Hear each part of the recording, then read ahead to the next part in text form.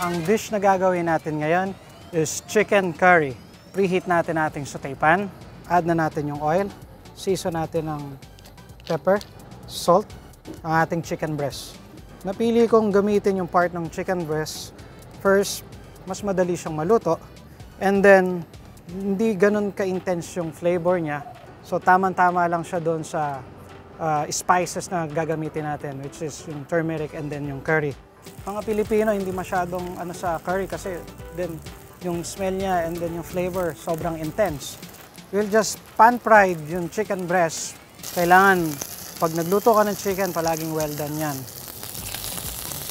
Hindi katulad kung sa mga steaks, pwede mo lutuin yan ng medium rare. Again, paano mo malalaman yung protein mo kung luto na? On the chicken, you will see yung white patch on the side. And then makikita mo yung oil niya on the top. Set aside lang natin. Then, proceed tayo sa pagluto ng sauce niya. So, same pan. Para yung flavor ng chicken, andito sa pan, add lang tayo a little bit of oil. Ginger. Ginger, kailangan, kung gusto mo mag-intense yung flavor, unahin mo tong isote yung ginger mo.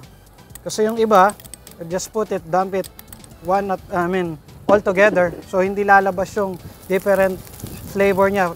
When you're doing this procedure, one at a time, nagbi-build ka ng flavors. Yung garlic. When you saute o yung ibubusa mo yung this curry and then the turmeric, mas lalong mag-i-enhance yung flavor and then mas lalong mag-i-intense yung lasa niya. Then you can add your coconut milk.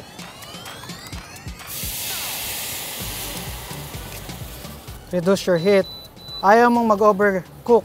Once na over-boil mo to, na-overcook mo to, you will end up oily sauce.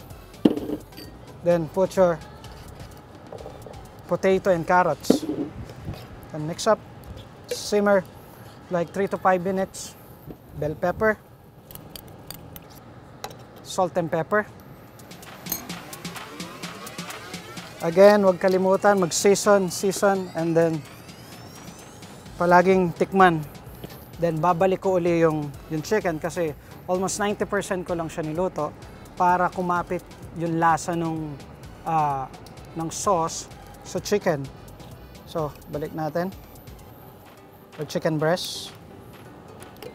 Ready na siya. Transfer na natin sa ating plate. Add the sauce.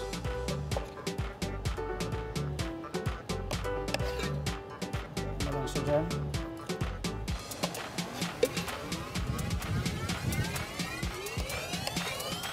So, ito na ating chicken curry and then we'll finish off with alfalfa sprout. So, here you go.